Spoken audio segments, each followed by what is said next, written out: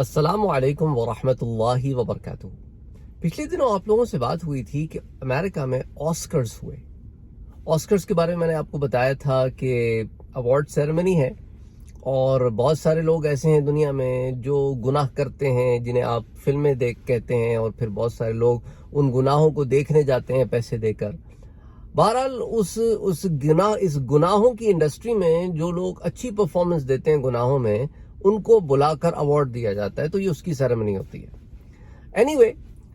ساری دنیا کے جو ایکٹرز ہیں، ساری دنیا کے جو لوگ ہیں، وہ آسکرز کی طرف لک اپ ٹو کرتے ہیں کہ بھائی، کیونکہ امریکہ میں ہالی ووڈ کی جو موویز ہیں وہ ساری دنیا میں دیکھی جاتی ہیں، اور بہت سارے لوگ انگریزی زبان سے واقف ہیں، بے شک ان کی فرسٹ لینگویج نہ بھی ہو تو وہ دیکھتے ہیں، کچھ لوگ اس کی ڈبنگ دیکھتے ہیں، کچھ لوگ سب ٹائٹلز کے ساتھ دیکھتے ہیں، لیکن بہت دیکھی جاتی ہے۔ تو اب ایسے موقع پر ایک ایسا معاملہ پیش آیا جو آپ لوگوں کی نظروں سے بھی گزرا ہوگا کہ امریکہ کے ایک ایکٹر نے دوسرے ایکٹر کو، جو کامیڈین بھی ہے، تھپڑ مار دیا۔ ول اسمتھ اس شخص کا نام ہے جس نے تھپڑ مارا، اور کرس راک اس شخص کا نام ہے جسے تھپڑ پڑا۔ تو کرس راک جو ہے وہ آسکرز کی میزبانی کر رہا تھا، اور میزبانی کے دوران آپ کو پتا ہے یہ جوکس کرتے ہیں۔ اچھا، ان جوکس کا اثر جو ہے وہ ہمارے ہاں آپ نے دیکھا ہوگا، انڈیا وغیرہ میں جو ایوارڈز ہوتے ہیں یا پاکستان وغیرہ میں جو ایوارڈز ہوتے ہیں اس میں بھی آیا۔ اور کیونکہ اب یہ لوگ ایسے چھچورے مذاق کرتے ہیں تو ہمارے والوں نے بھی چھچورے مذاق کرنے شروع کر دیے، پیچھے تھوڑی رہیں گے۔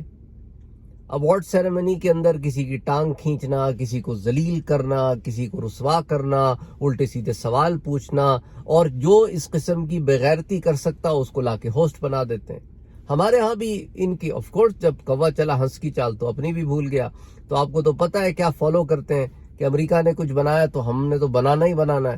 ہے، اس کے بغیر تو دال روٹی نہیں چلے گی۔ تو بہرحال انہوں نے بھی اس کرس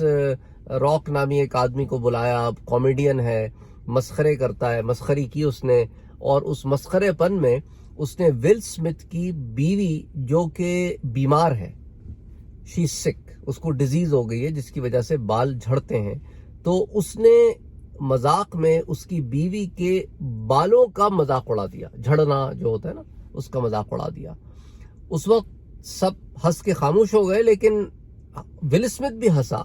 اس کی بیوی بھی ہنسی، لیکن اس کے بعد ول اسمتھ کو جوش آیا۔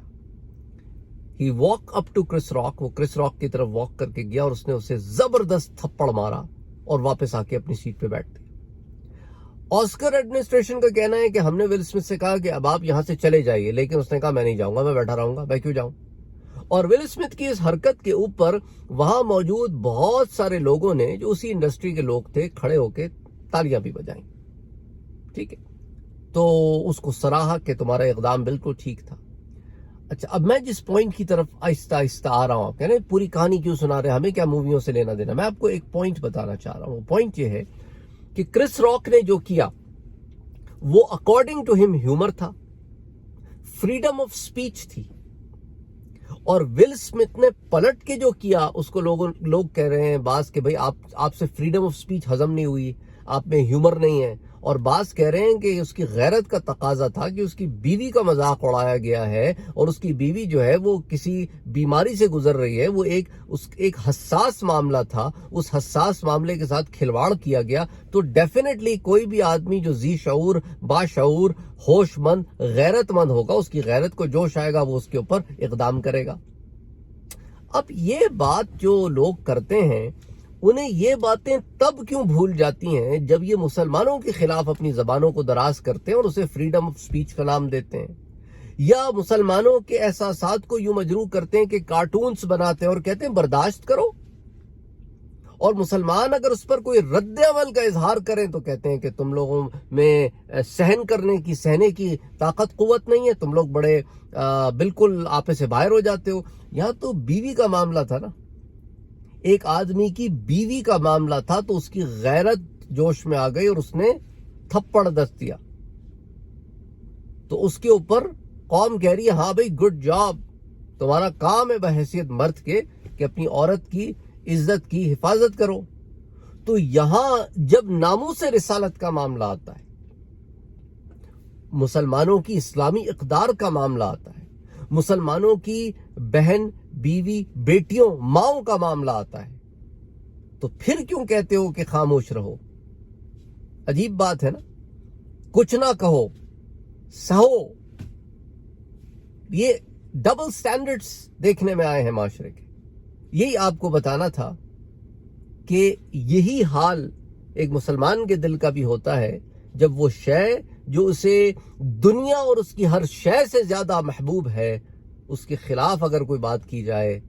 تو اس کے احساسات بھی مجروح ہوتے ہیں، اور پھر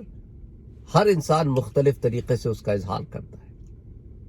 تو اس لیے یہ بہت بڑا سبق ہے ساری دنیا کے لیے کہ کسی کے احساسات کو مجروح کرنا فریڈم آف سپیچ نہیں ہے۔ فریڈم آف سپیچ کا غلط مطلب یہ پڑھتے پڑھاتے ہیں، یا فریڈم آف سپیچ کی ڈیفینیشن کو یہ صرف اپنے لیے یوز کرتے ہیں۔ فریڈم آف سپیچ کا یہ مطلب کبھی بھی کہیں پر بھی نہیں ڈیفائن کیا گیا ان دا بکس آف لاز کہ تم جو ہے وہ کسی کے احساسات کو مجروح کرو، کسی کے ساتھ کھلواڑ کرو، کسی کا مذاق اڑاؤ، کسی کی تضحیک کرو، تذلیل کرو اور کہو کہ فریڈم آف سپیچ ہے، فریڈم آف ایکسپریشن ہے۔ بہرحال اپنا اور اپنوں کا بہت خیال رکھیے گا، اور میری باتوں پہ غور کیجئے گا کہ مسلمان پھر بھی قانون کو ہاتھ میں نہیں لیتے۔ مسلمان قانون کو ہاتھ میں نہیں لیتا، کیونکہ اللہ تعالیٰ نے قرآن کریم میں ہمیں یہ حکم دیا ہے سورہ یوسف میں کہ یوسف علیہ السلام اپنے بھائی کو چاہتے تو رکھ سکتے تھے، لیکن وہ قانون کی خلاف ورزی ہوتی۔ اس لیے حکمت یہ تھی کہ یوسف علیہ السلام نے قانون کے دائرے میں رہتے ہوئے اپنے بھائی کو اپنے پاس رکھا۔ اللہ کے نبی نے ہمیں یہ پیغام دیا ہے کہ مسلمان قانون ہاتھ میں نہیں لیتا، لیکن دوسری طرف سب کا یہ فرض بنتا ہے کہ وہ کسی کی سینسٹیو ٹاپکس پر اس کو مجروح نہ کرے۔ اور یہی بات مسلمانوں پر بھی آتی ہے کہ مسلمان بھی فریڈم آف ایکسپریشن کے تحت کسی کے احساسات کو مجروح نہ کریں۔ انبیاء کرام جب تبلیغ دین فرماتے تو احساسات پہ اٹیک نہیں کرتے تھے، یاد رکھنا، تضحیک اور تذلیل نہیں کرتے تھے۔ جن کو بلاتے تھے حق کی طرف، ان کے ساتھ وہ کھلواڑ نہیں کرتے تھے کہ ان کو اس طرح کر دیا جائے کہ وہ پھر حق کی طرف آنے کے بجائے ایگریشن کا راستہ اختیار کر لیں۔ اسی طرح ایک اور ٹرمینالوجی میں دیکھ رہا ہوں آپ لوگوں میں سے ان لوگوں کو جو تھوڑے پڑھے لکھے ہیں، ان اے سینس کہ وہ سمجھ سکتے ہیں اس بات کو کہ مائکرو ایگریشن، اس پر ضرور پڑھیے گا کہ مائکرو ایگریشن کیا ہوتی ہے۔ یہ بڑا ایک امپورٹنٹ ٹاپک ہے، ریسنٹلی آپ سمجھ لیں اس کے اوپر کام ہونا شروع ہوا ہے، اور اب آہستہ آہستہ جو ہے ایٹ لیسٹ ویسٹرن ورلڈ میں مائکرو ایگریشن ورک فورس میں ڈسکس ہونا شروع ہو گیا ہے۔ تو آپ بھی اس کے اوپر اسٹڈی کریں، دیکھیں کہ یہ مائکرو ایگریشن ہوتا کیا ہے۔ کہیں ہم تو مائکرو ایگریشن نہیں کر رہے ہیں۔ مائکرو ایگریشن MICROAGGRETAION، ٹھیک ہے، مائکرو ایگریشن۔ السلام علیکم ورحمۃ اللہ وبرکاتہ۔